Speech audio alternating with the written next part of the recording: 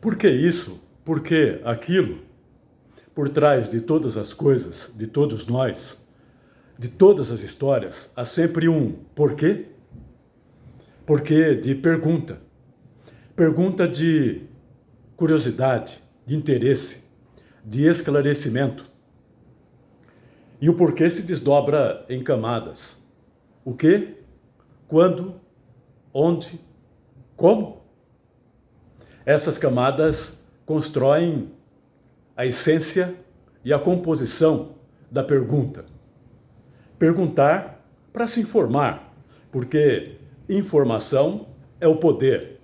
E o poder é o que faz a grande diferença nas relações humanas, sociais, econômicas, ideológicas, imperiais. Este é o tema do episódio de hoje. A pergunta que não quer calar. Antes de prosseguir, eu gostaria de me identificar. Eu sou o escritor Carlos Araújo, autor do romance O Ódio Solto no Pasto. Também autor do livro biográfico Linha de Frente. E autor do também livro biográfico Companheiros. Agora que eu me apresentei, vamos continuar. A pergunta faz parte da vida, da condição humana, faz parte da curiosidade. Desde a infância, nós, juntamente com outros aprendizados, aprendemos a perguntar: por que isso? Por que aquilo? Por que não? E a condição e necessidade da pergunta nos acompanha ao longo dos anos, ao longo da vida inteira. Estão sempre acontecendo novidades, desconhecemos mais, muito mais do que conhecemos, e urge perguntar para que a gente possa se situar no mundo, até como conhecer para criar um sistema de defesa contra o que a gente não pode fazer e contra o que é feito e a gente não tem controle e converge contra nós. Conhecer é uma das bases da existência. E nessa base, a pergunta é um pilar importante, tanto para a vida quanto para a profissão de repórter. Eu sou repórter há 38 anos e logo no comecinho da atividade eu identifiquei a pergunta, o saber perguntar, o perguntar na hora certa e fazer também a pergunta correta. Eu identifiquei o domínio da técnica de perguntar como pilar essencial, fundamental, principal, eu digo, da reportagem.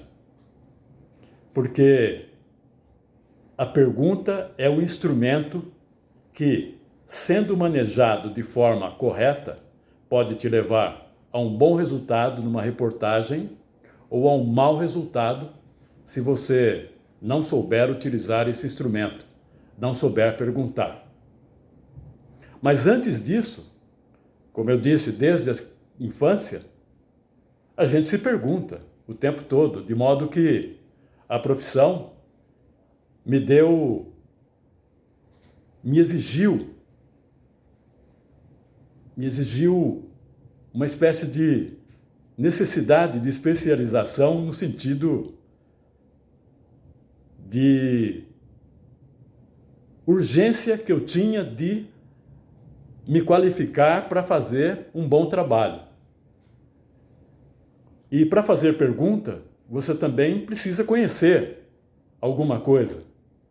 Para fazer a pergunta correta, você precisa conhecer bastante coisa. E tem hora que você, como repórter, sai para fazer um trabalho, uma pauta, que é uma ordem de serviço do jargão de uma redação, em que você tem tempo de pesquisar o assunto que você vai fazer a cobertura, e tem hora que você também não tem tempo. Você recebe uma pauta e uma ordem de serviço e tem que sair imediatamente. Quando isso acontecia, eu perguntava para um amigo mais experiente: olha, eu estou com tal assunto, não dá tempo de eu perguntar, de eu apurar o que aconteceu e anteriormente e a quantas anda esse assunto atualmente. Qual você acha a pergunta que eu tenho que fazer aqui, a pergunta que eu não posso deixar de fazer?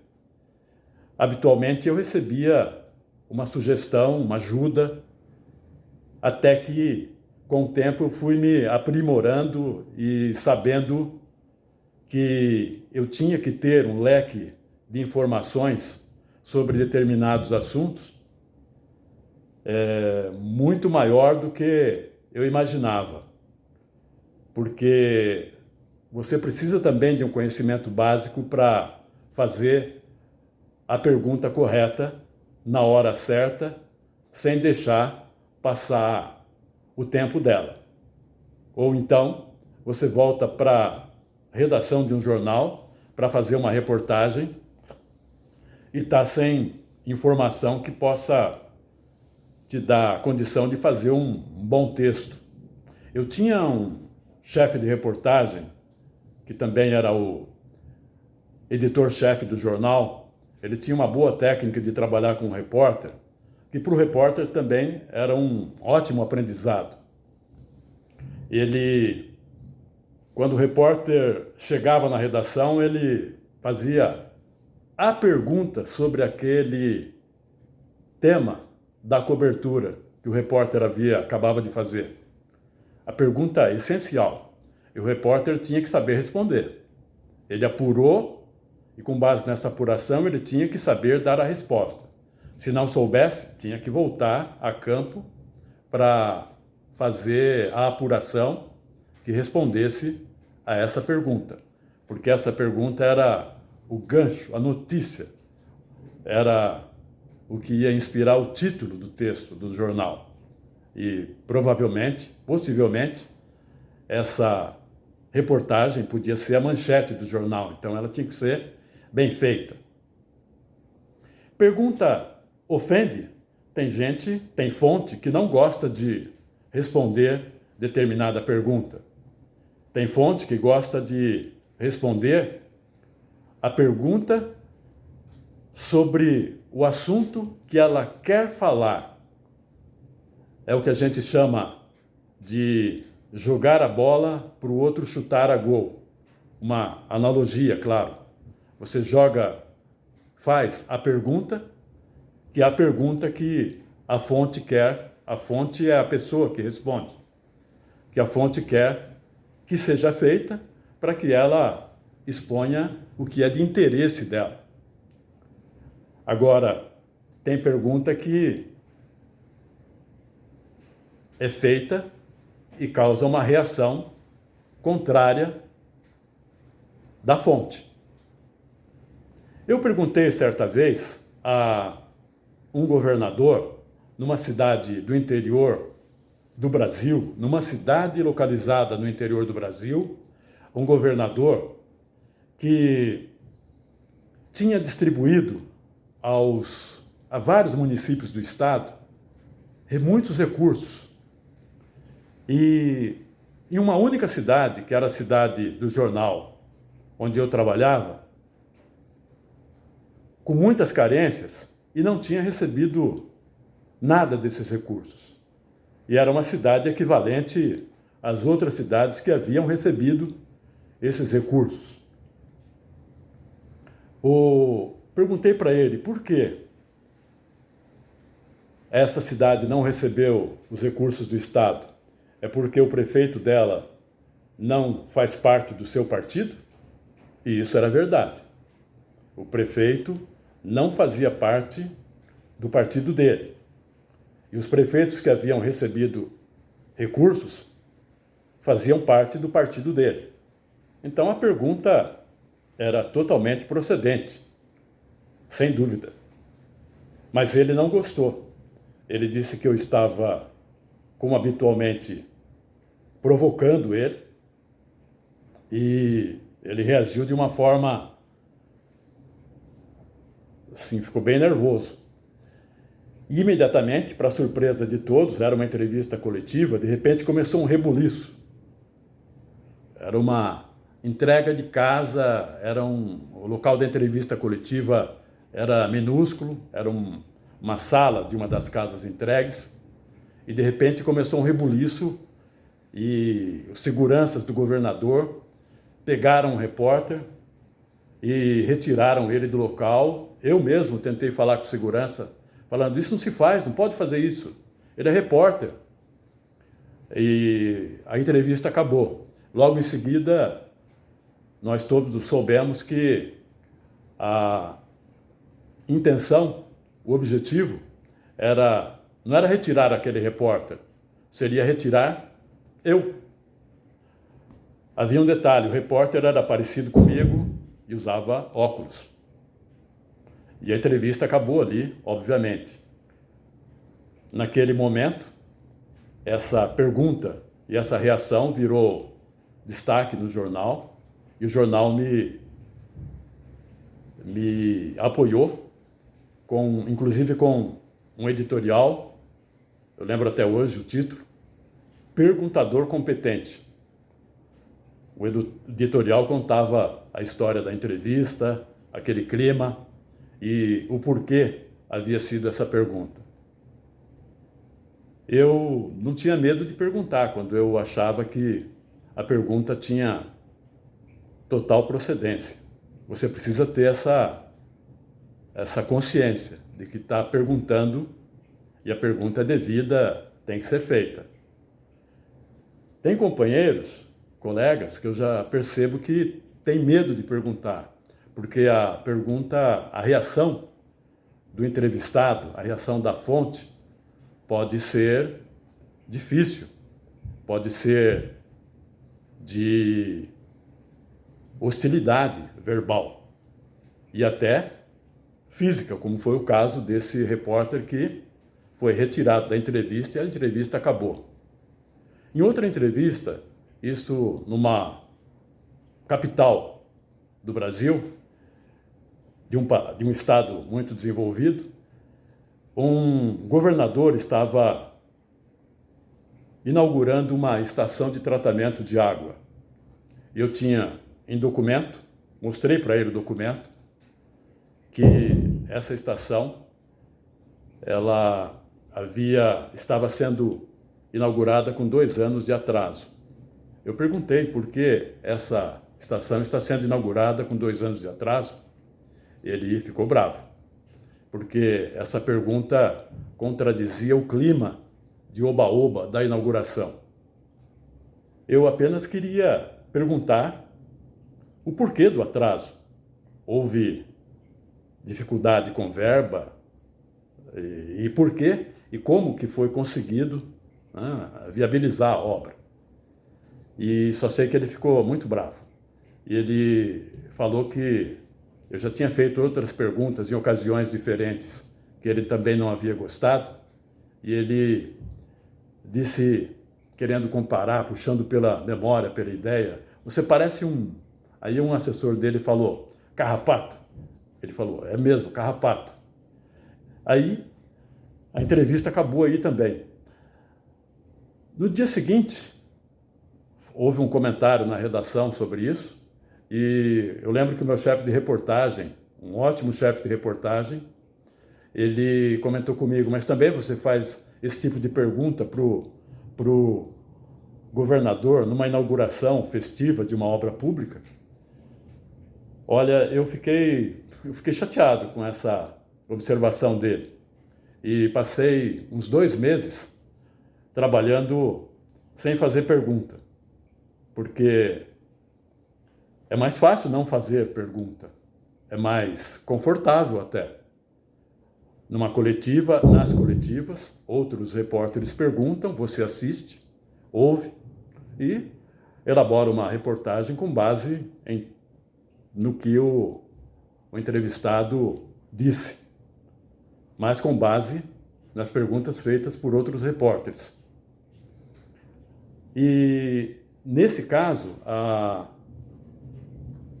uma assessora do governador me ligou também, dizendo que, dessa forma, se eu continuasse perguntando assim, ele não ia gostar, ele não ia me dar entrevista mais. Falei, bom. Olha, só sei que passei uns 2 meses sem fazer perguntas, mas depois voltei a perguntar do jeito que eu sempre gostei de perguntar. Cobrando,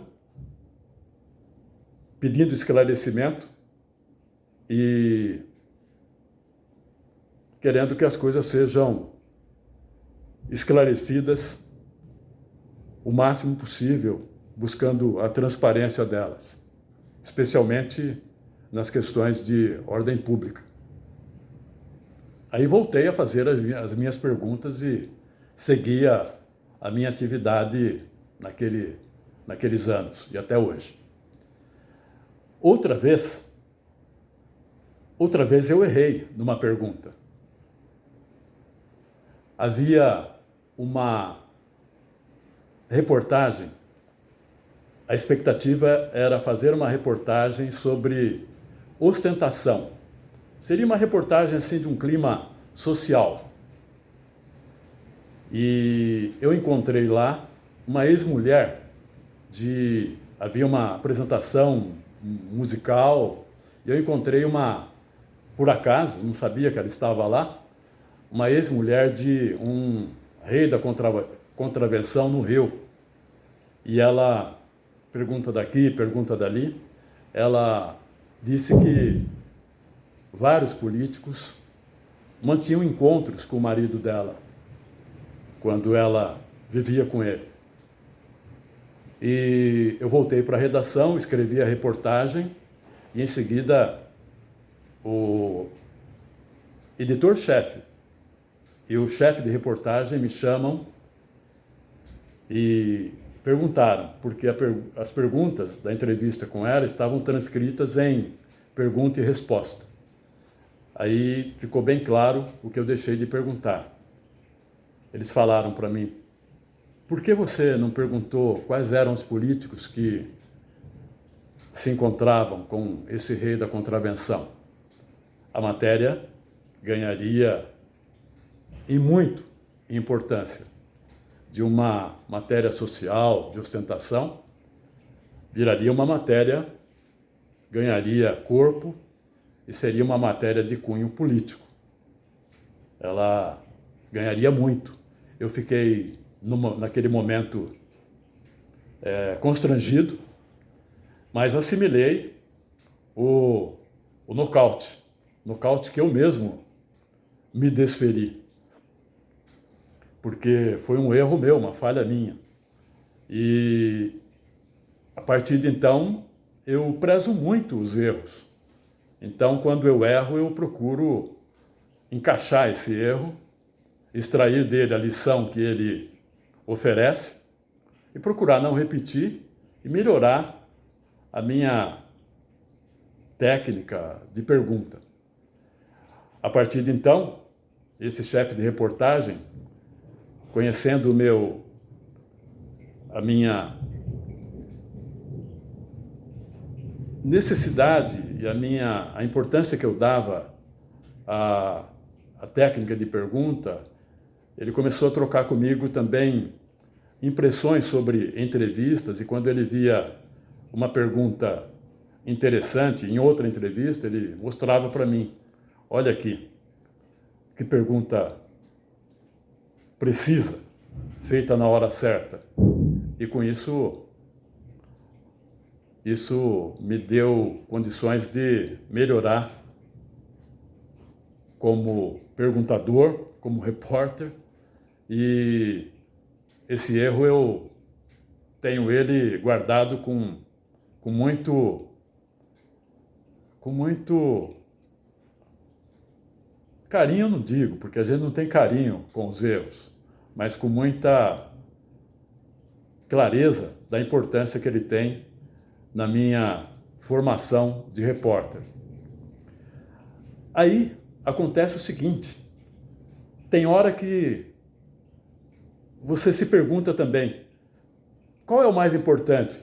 Perguntar ou responder? A pergunta ou a resposta? Qual é a mais importante? A pergunta, sem dúvida. Ela é tão importante, quando ela é bem feita, sobre um assunto muito quente, que mesmo que não haja resposta, ela vale por si. Cito um outro exemplo de um TCC que resultou num livro, reportagem, A Estratégia da Raposa. Eu encaminhei para o Ministério da Marinha uma relação de perguntas.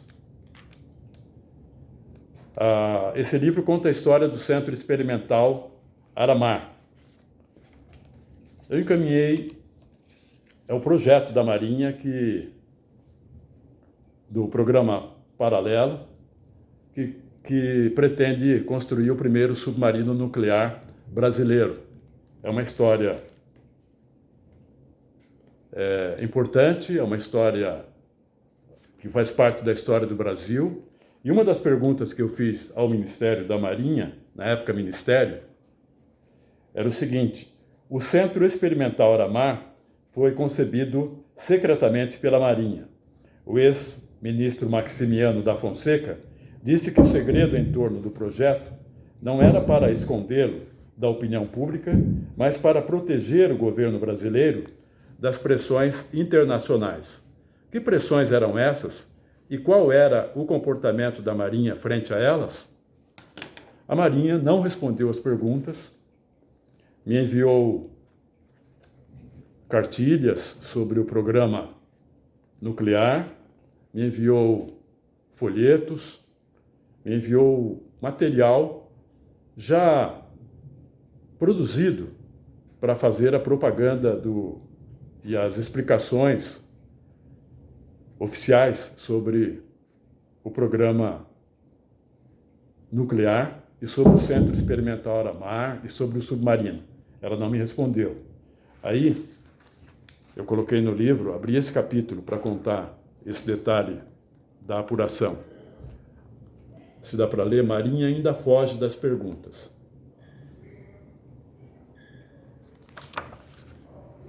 O idealizador do programa nuclear da Marinha, o almirante Otton Luiz Pinheiro da Silva, teve acesso a esse livro. Eu conto a história dele aqui também. Ele me concedeu mais de 3 horas de entrevista, contando os detalhes do programa da Marinha. Ele teve acesso a esse livro, que foi publicado em 1999. Em 2007, eu o revi num encontro de representantes do governo federal e da Marinha no Centro Experimental Aramar, e ele me deu a impressão de que gostou do livro, ao menos não fez nenhuma restrição. Este é um caso. Existe um outro. Uma cidade, também do interior brasileiro, sofreu falta de água. Ela passou numa seca muito forte, que prejudicou muito a população local. E como solução emergencial, ela passou a transportar água de uma cidade quase vizinha para esta outra localidade. Ela transportava 7 milhões de litros de água. 7 milhões. E com isso ela divulgou na imprensa que estava tomando as providências. E ninguém perguntou quanto que era a necessidade da cidade. Era de 70 milhões de litros. Então ela conseguia prover apenas 10% da necessidade. E ninguém perguntou isso. Ninguém fez a pergunta correta, a pergunta que deveria ser feita. Em outro caso, uma outra cidade do interior do Brasil, um prefeito fez um piso escorregadio na cidade. E também ninguém na cidade, os repórteres, não fizeram a pergunta correta, não procuraram saber onde, em que outra cidade esse piso foi instalado, não foram atrás, e não foram nem atrás do IPT, o Instituto de Pesquisas Tecnológicas, que era quem dava o laudo aprovando ou não a qualidade do piso. Veja, eu falhei como repórter naquela história que eu contei, e a imprensa, de uma forma geral, comete muitas falhas. Ontem, hoje, e acredito que dificilmente deixará de cometer falhas.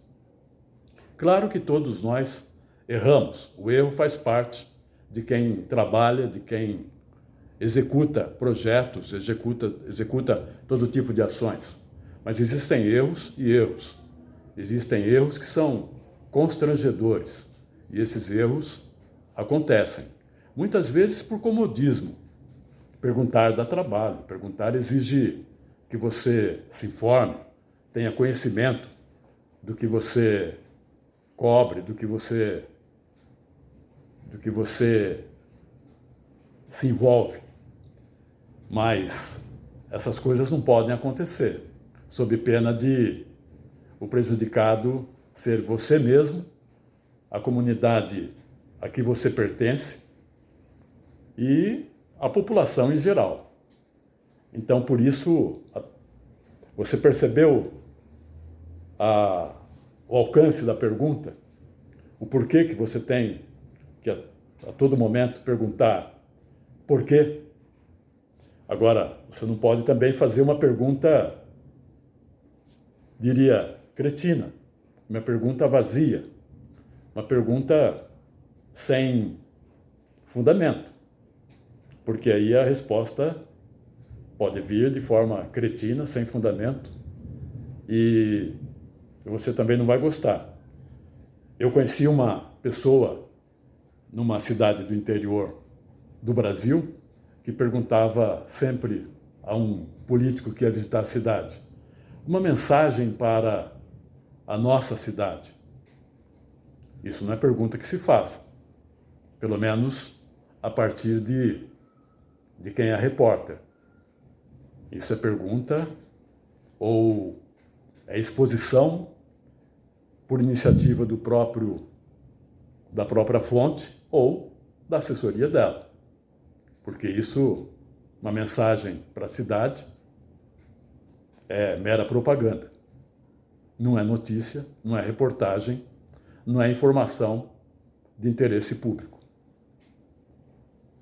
Há uma outra categoria de pergunta. Por que existo? Porque qual é o sentido da vida? Mas aí, esse tipo de pergunta, como eu disse, pertence a outra categoria.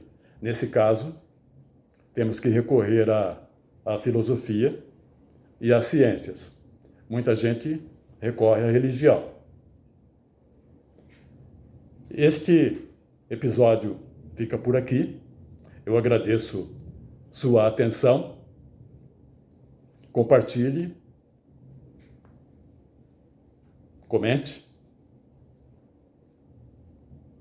Muito obrigado. Até a próxima.